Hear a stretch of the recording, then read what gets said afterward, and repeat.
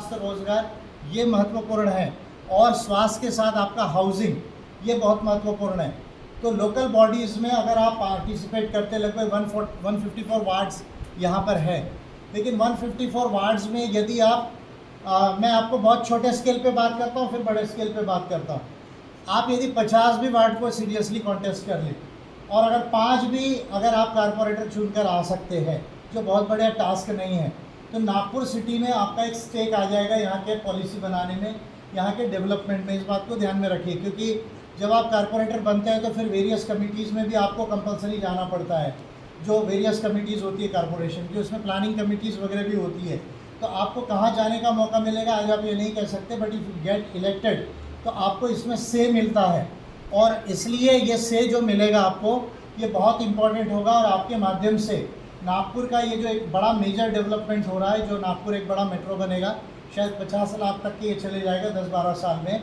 यहाँ बड़ा मैन्युफैक्चरिंग का डेवलपमेंट हो रहा है, और उसके साथ में लेकिन ये जो मैंने प्रॉब्लम्स बताई कि 40% आबादी अभी भी झुग्गी झोपड़ियों में है, उनको पानी नहीं साफ पीने का, उनका जो सीवरेज लाइन्स है वो क्लियर नहीं, उनके इसमें इलेक्ट्रिसिटी के प्रोविजंस नहीं, उनके रोड्स के प्रोविजंस नहीं, वहाँ प्रॉपर गार्डन्स नहीं है। कारपोरेशन की स्कूल सबसे इम्पोर्टेंट, जहाँ गरीब बच्चे पढ़ा करते थे, वो कारपोरेशन की school almost all mismanagement of the corporation के वजह से जो है वो बंद हो गई है, ऑलमोस्ट ऑल बंद हो रही है। ये सारे बड़े मेजर इश्यूज़ है, और कुत्तों का भी इशू है, आप सुन रहे हैं, कॉमेडी का इशू है वैसे तो, ह्यूमन तरीके से बगैर उनकी भी प्रताड़ना की है, पर 1.5 करोड़ कुत्ते हो गए देश में, और वो बच्चों को, बूढ़ों को, महिलाओं को, अभी तो पुरुषों पर भी अटैक कर रहे हैं।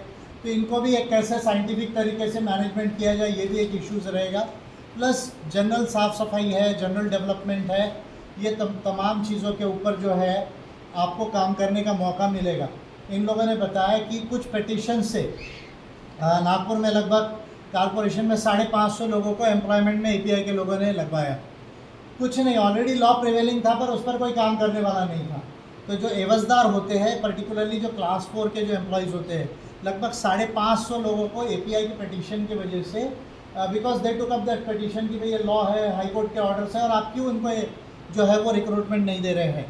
तो त्यांना रिक्रूटमेंट दिलं कॉर्पोरेशननी, आणि फार मोठा अचिव्हमेंट आहे, कारण 550 लोकांना रिक्रूटमेंटमध्ये आणणं आजच्या तारखेला रोजगारमध्ये हा फार महत्त्वाचं असतं। तो ये सब महत्वपूर्ण बातें हैं जो आपको ध्यान में रखना है। तो सबसे पहले तो आपको जिनको इलेक्शन कॉन्टेस्ट करना है, इनको अभी से आपने डिसाइड कर लेना चाहिए, और आपको अपना वार्ड जो है वो डिसाइड कर लेना चाहिए।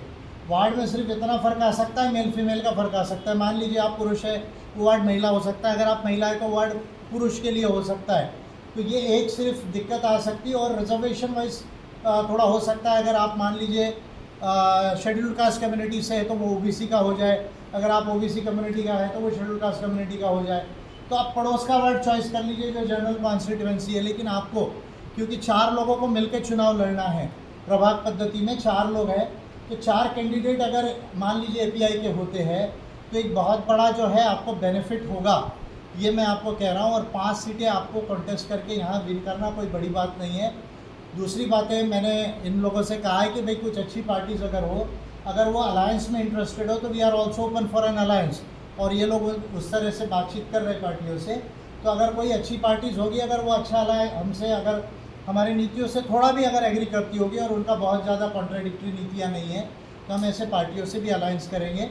और हमारा ये प्रयास रहेगा कि नागपुर में हमारे सभी नागपुरवासी जो है, सभी हमारे भाई बंधु है यहाँ पर।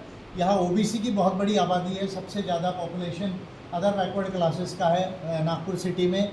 सेकंड नंबर में थोड़ा शेड्यूल्ड कास्ट कम्युनिटीज़ और माइनॉरिटीज़ कम्युनिटी का पॉपुलेशन है, और जनरल कम्युनिटीज़ भी फिर बात की जो है।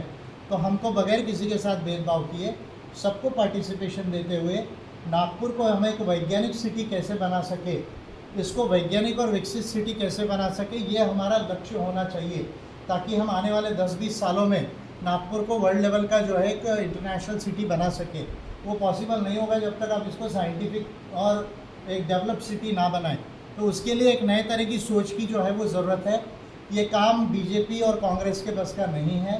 बीजेपी के बस का इसलिए नहीं क्योंकि बीजेपी के सिलेक्टेड एजेंडे होते हैं, और वो सिलेक्टेड एजेंडेस पे चलती है।